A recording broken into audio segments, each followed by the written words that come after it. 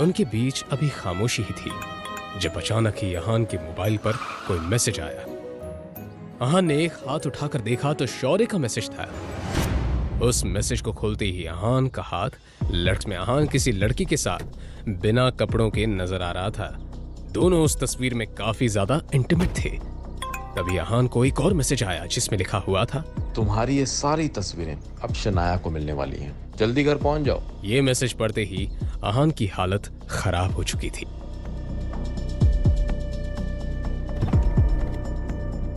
वही रुक जाओ।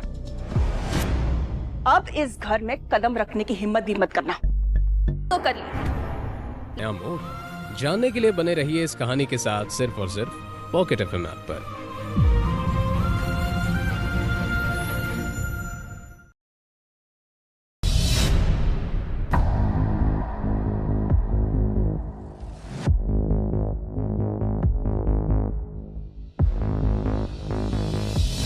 सोच क्या रहे हो शनाया? साइन करो पेपर्स को और आजाद हो जाओ इस आदमी के बंधन से। वैसे भी बेइज्जती के अलावा ये दे ही क्या रहा है तुम्हें? शगुन बिल्कुल सही कह रही शनाया। इस पेपर पे साइन करो, मारो इसके मुंह पे। हिम्मत कैसी हुई इसकी तुम्हें धोखा देने की? लेकिन अचानक ही शनाया ने हाथ में पकड़ा हुआ पेन फर्श पर फेंक दिया। ये देखकर शौर्य और शगुन का मुंह खुला का खुला रह गया। तभी यामिनी जी चिल्लाते हुए बोली, शनाया, ये तुम क्या कर रही हो? इस आदमी ने तुम्हें धोखा दिया है बेटा। शनाया, पागल हो गई हो क्या?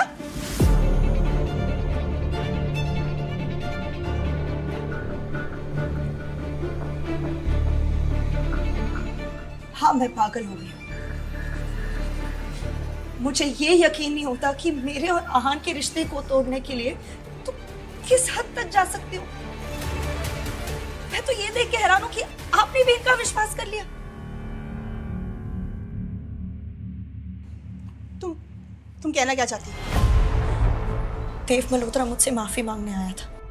उसी ने मुझे बताया कि शौर्य और शगुन ने धोखे से आहान को उसके क्लब में बुलाया था और इस सब में मल्होत्रा ने भी बराबर साथ दिया इनका। आहान को बेहोश करके किसी लड़की के साथ उसकी अश्लील तस्वीरें खींची गई और उसी बुनियाद पे कि हमारा रिश्ता तोड़ना चाहते हैं। कौन मल्होत्रा? मुझे नहीं पता। तुम्हें जरूर किसी ने झूठी कहानी सुनाई है।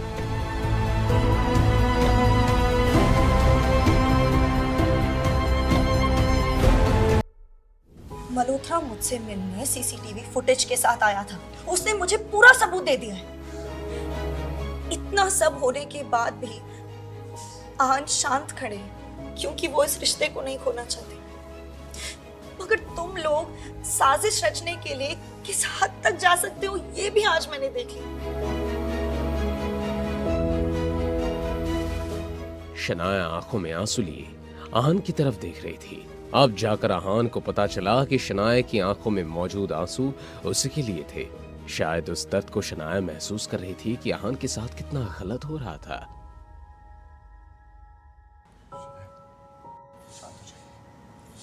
इससे पहले कि मैं तुम दोनों को घर से धक्के मार के बाहर निकाल दूं, अच्छा यही होगा कि तुम खुद यहां से निकल जाओ और दोबारा इस घर में कदम रखने की सोचना भी मत।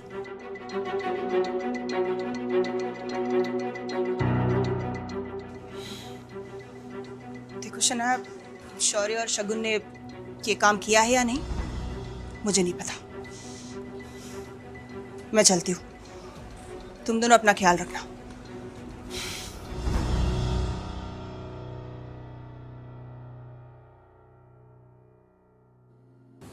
आपको मुझे इस सब के बारे में एक बार तो बताना चाहिए था। कम से कम इतना भरोसा तो है मुझे आप पर।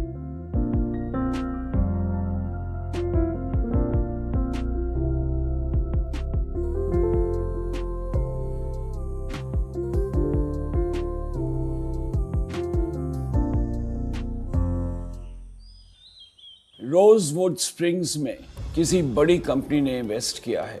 उसकी पॉपुलैरिटी दिन पे दिन बढ़ती जा रही है। एशिया की सबसे बड़ी कंस्ट्रक्शन कंपनीज इसके पीछे हैं।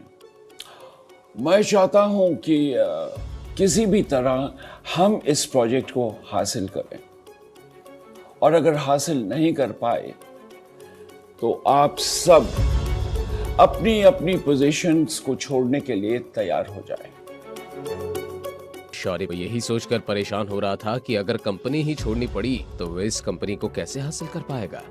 और जो इस प्रोजेक्ट को हासिल करेगा उसे हमारी 6 मंजिला इमारत बिल्डिंग सी फेसिंग प्रॉपर्टी इनाम में दी जाएगी।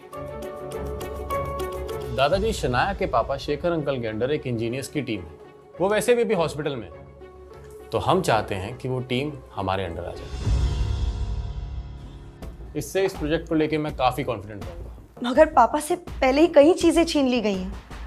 अब अगर उनसे ये टीम भी ले ली गई तो उनके पास बचेगा ही क्या? सही तो कह रहा है शौर्य। अंकल हॉस्पिटल में है, न जाने उन्हें ठीक होने में कितना वक्त लग जाए। उन्हें ये टीम शौर्य के हवाले कर ही देनी चाहिए।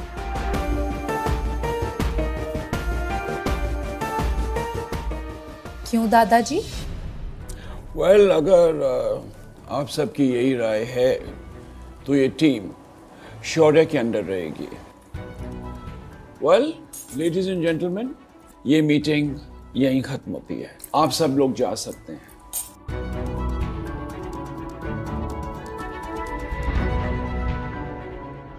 मुझे किसी भी कीमत पे इस प्रोजेक्ट को हासिल करना ही होगा, नहीं तो कहाँ मैं इस कंपनी को हासिल करना चाहता हूँ, कहीं मैं अपनी पोजीशन से भी हाथ ना धो बैठूं।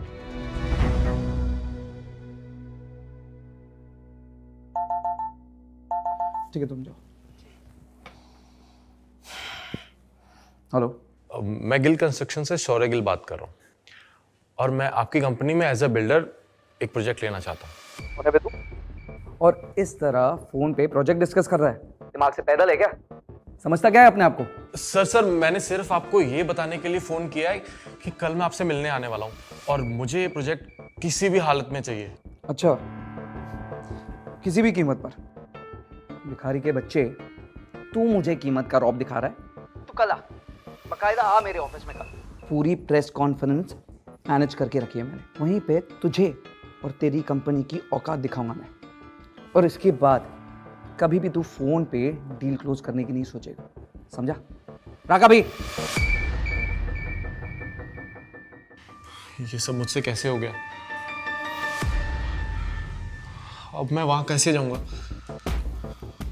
प्रोजेक्ट देना तो दूर, अभी हर्ष मेहरा हमारी इज्जत